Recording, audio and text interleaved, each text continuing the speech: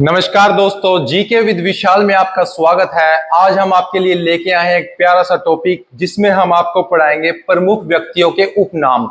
जैसे हम आपका जैसे कोई घर में फॉर एग्जांपल आपका नाम राम है, लेकिन आपके घर वाले आपको प्यार से रामू बुलाते हैं तो वो उसे उपनाम बोलते हैं। ठीक है, उसको बोलते हैं किसी लोकप्रिय नाम। तो हमारे जो भारत में कुछ लोकप्रिय नाम होंगे ना, वो हम आपको पढ़ाएंगे और उनका कारण भी बताएंगे, भाई किस कारणों से उनका वह नाम पड़ा है। ठीक है, वो भी बताएंगे। चलिए स्टार्ट करते हैं। सबसे पहले है भगत सिंह।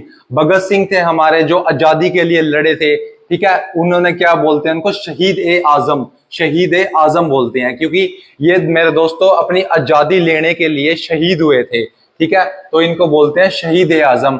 क्यों? क्योंकि उन्होंने भारत की स्वतंत्रता के लिए, स्वतंत्रता मतलब भारत को आजाद कराने के लिए ब्रिटिश से, उसके लिए हंसते हंसते प्राण न्यौछावर कर दिए।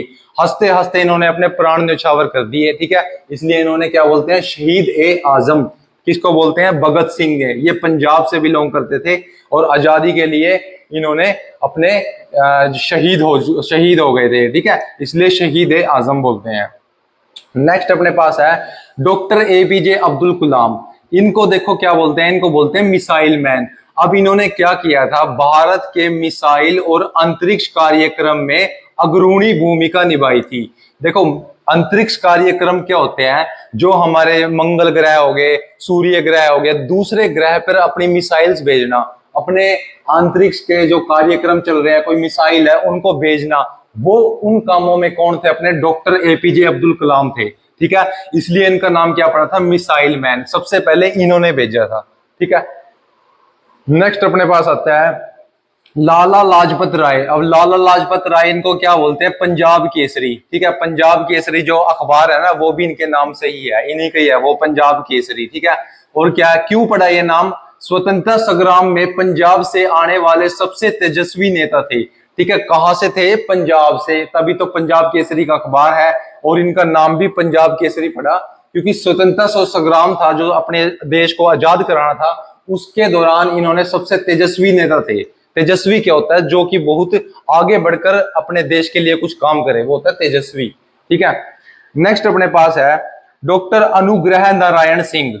ये थे बिहार के विभूति बोलते हैं इनको, विभूति, बिहार के विभूति बोलते हैं डॉक्टर अनुग्रह नारायण सिंह। क्यों बोलते हैं? इन्होंने बिहार के महान समाज सुधारक थे। देखो महान समाज सुधारक यानी कि जो बिहार अपना जो राज्य है उसके लिए उन्होंने सुधारने के काम किए थे, और स्वतंत्रता सेनानी भी थे ये। ठीक है, स्वतंत्रता सेनानी थे और बिहार के समाज को इन्होंने सुधारा था। किसने सुधारा था? डॉक्टर अनुग्रह नारायण सिंह। डॉक्टर से याद रखना, डॉक्टर थे डॉक्टर अनुग्रह नारायण सिंह ने। इनको क्या बोलेंगे? बिहार विभूति। ठीक है जी। नेक्स्ट अपने पास है लाल बहादुर शास्त्री। ठीक है, लाल बहादुर शास्त्री, इनको बोलते थे प्यारे दोस्तों शांति पुरुष। शांति पुरुष बोलते थे लाल बहादुर शास्त्री को। देखो इनके नाम से पता लगता है शांति पुरुष, यानी कि जो शांत रहेगा, शांति से काम करेगा। ठीक है, अपने सादगी पूर्ण और शांति प्रिय स्वभाव के लिए प्रसिद्ध थे। इनका जो स्वभाव था ना, वो बिल्कुल शांत था। ठीक है, तो इसलिए इनको बोलते थे शांति पुरुष। शांति पुरुष किसको बोलते थे? लाल बहादुर सिंह शास्त्री। ठीक है, लाल बहादुर शास्त्री। और पीछे हमने पढ़े थे लाला लाजपत राय। ये याद रखना, ये पंजाब केसरी। ठीक है, जहां लाला का नाम आ जाए ना, लाला से याद रखना, लाला कौन है? पंजाब। ठीक है, लाला से याद रखना। देखो पंजाब में बहुत खेती होती है, बड़े बड़े लोगों के पास किले होते हैं, 20 किले, 50 किले, 100 किले, बड़े बड़े लाला होते हैं वहां पे। ठीक है, तो ऐसे याद रखना लाला कौन होता है? जिसका बड़ा कारोबार हो। ठीक है, तो लाला से याद रखना पंजाब केसरी में। ठीक है, और दूसरा पूछ ले तो लाल बहादुर शास्त्री। लाल बहादुर शास्त्री बिल्कुल शांत रहेंगे। ठीक है, शांति पुरुष रहेंगे, शांति पुरुष लाल बहादुर शास्त्री। ठीक है, बहादुर से याद रखना, बंदा देखो बहादुर है। बहादुर कौन होता है? जो शांत रहता है, शांति से रहेगा जो बंदा, वो बहादुर ही तो होगा। ठीक है, नेक्स्ट अपने पास है लता मंगेशकर। लता मंगेशकर को सबको ही पता होगा, ये अपनी प्यारी सिंगर थे। ठीक है, इनको स्वर कोकिला बोलते थे। क्या बोलते हैं? स्वर कोकिला। जब ये मुंह से गाती थी ना, तो स्वर इनके जो कोकिला जैसे थे, बिल्कुल ही सुंदर निकलते थे। ठीक है, तो इनको बोलते हैं स्वर कोकिला। उनकी मधुर और कोयल जैसी आवाज के कारण। ठीक है, कोकिला मतलब ये कोयल से कंपेयर किया है इनको, कोकिला। ये कोकिला कोयल से कंपेयर किया है। कोयल की आवाज कैसी होती है? बिल्कुल मधुर, पाँव पाँव पाँव। ठीक है, तो ये अपने कौन थी, लता मंगेशकर। ठीक है जी। नेक्स्ट अपने पास आता है मेजर ध्यानचंद्र। मेजर ध्यानचंद्र, अब मेजर ध्यानचंद्र हमारा एक अवार्ड भी आपने सुना होगा, मेजर ध्यानचंद्र अवार्ड सुना होगा ना। ये कहाँ के थे, ये हॉकी के जादूगर बोलते हैं इनको। क्या बोलते हैं, हॉकी के जादूगर। देखो इतना बढ़िया हॉकी खेलते थे ये हॉकी के बॉल से चिपका चिपका के ले जाते थे और प्लेयर को पता भी नहीं लगता था कि गोल हो जाता था। ठीक है। और इनका मैच है ना, हिटलर भी देखने आया था। हिटलर 1945 में जब वर्ल्ड वॉर 2 हुई थी उस दौरान देखने आया था। तो हिटलर इसको बोलता था ये क्या है, इतना मतलब हॉकी का कैसे ये गोल करता है। तो हिटलर ने क्या किया था, इसकी हॉकी तोड़वा दी थी। इसकी हॉकी तोड़वा के इसको नई हॉकी दिलाई थी, भैया अब खेल के दिखा तू। लेकिन इसने फिर भी गोल मारा और जीता। तो इसलिए बहुत ही तगड़ा प्लेयर था हमारा ये हॉकी का। इसको क्या बोलते हैं, हॉकी का जादूगर।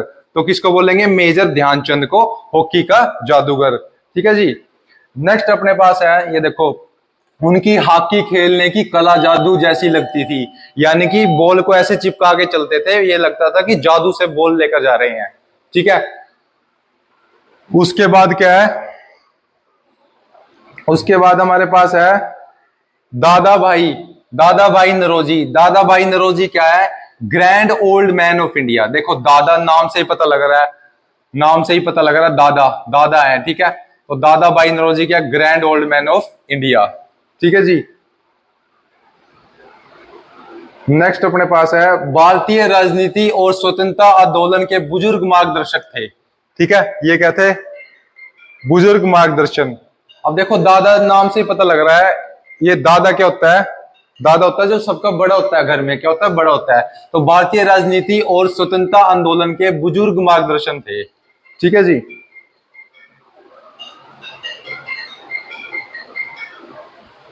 नेक्स्ट अपने पास है रविंद्रनाथ टैगोर। रविंद्रनाथ टैगोर को क्या बोलते हैं, कवि गुरु बोलते हैं। देखो रविंद्रनाथ टैगोर कौन थे, जिनने हमारा जन गण मन गाया था। जन गण मन अधिनायक जय हे।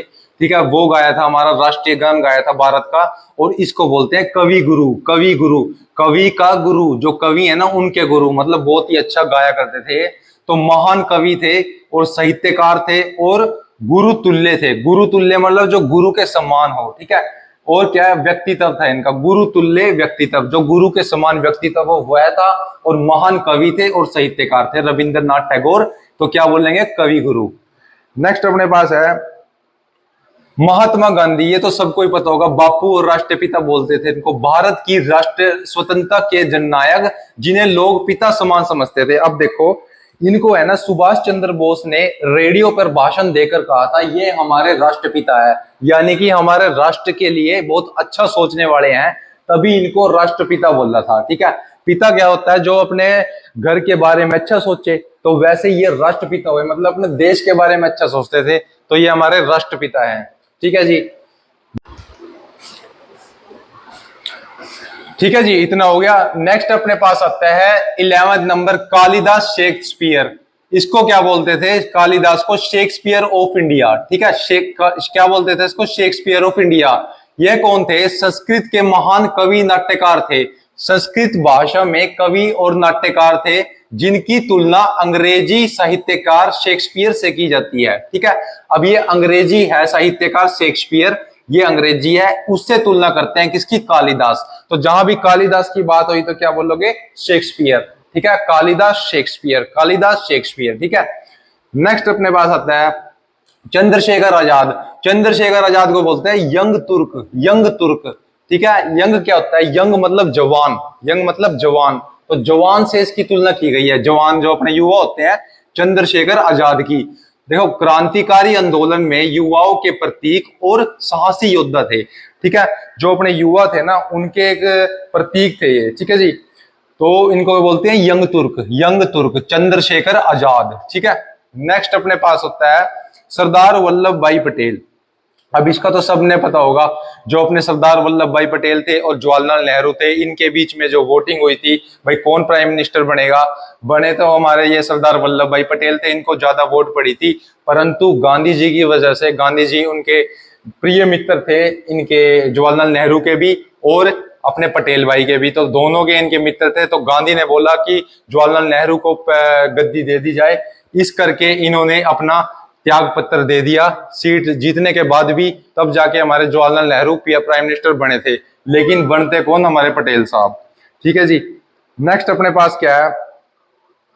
नेक्स्ट अपने पास आता है, अब सरदार वल्लभ भाई पटेल को क्या बोल लेंगे? लौह पुरुष। क्या बोल लेंगे इनको? लौह पुरुष मेरे दोस्त। ठीक है, लौह पुरुष का मतलब क्या है, क्यों बोलते थे इनको? उनकी दृढ़ इच्छा शक्ति।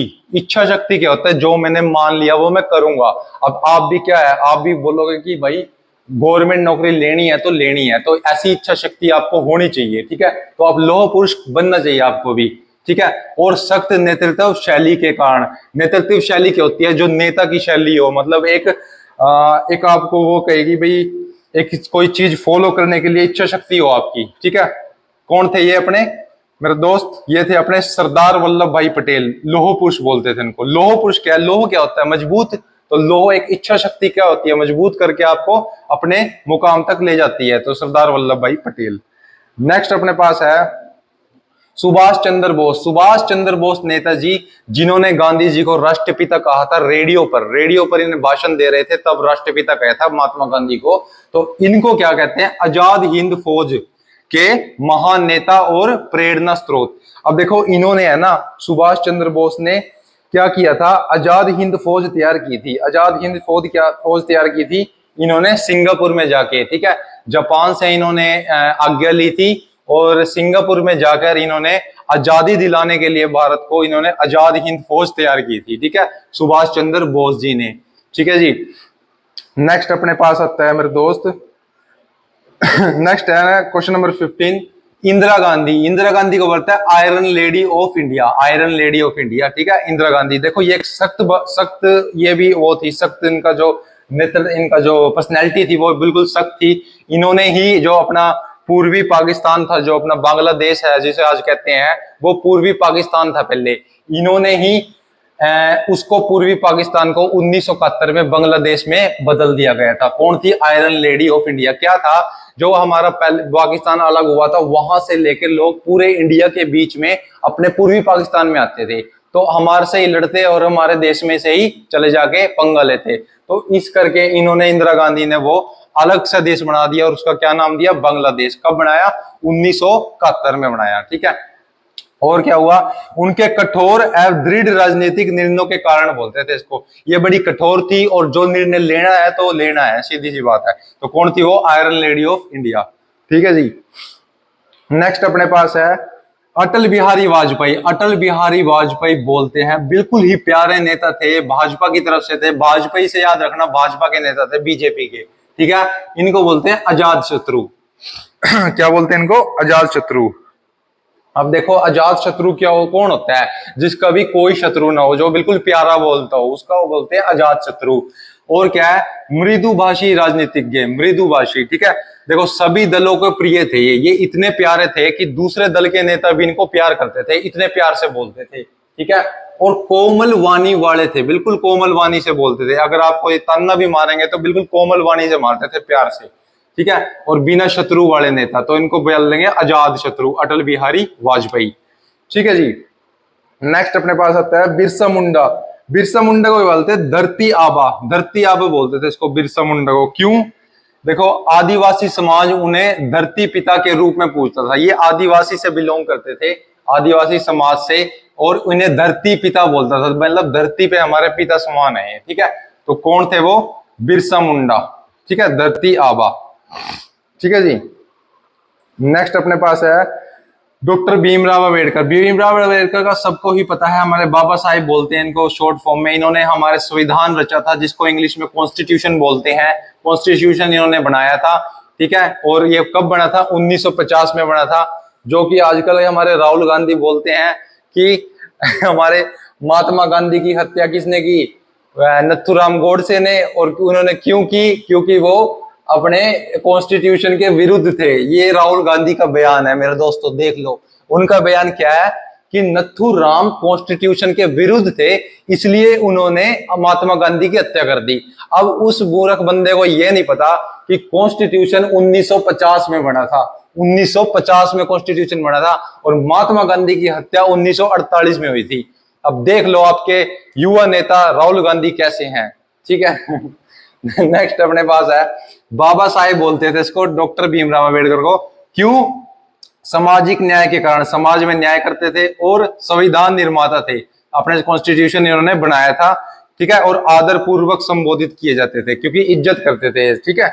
और इन्होंने अच्छे काम किए थे देश के लिए। नेक्स्ट अपने पास है अकबर।